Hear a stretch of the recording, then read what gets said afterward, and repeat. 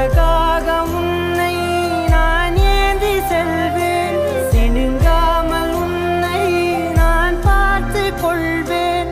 ஒரு கோடி இன்பங்கள் உன்னை பார்த்த நொடியில், நான் வாழும் நாள் மட்டும் நீ எந்த மடியில்.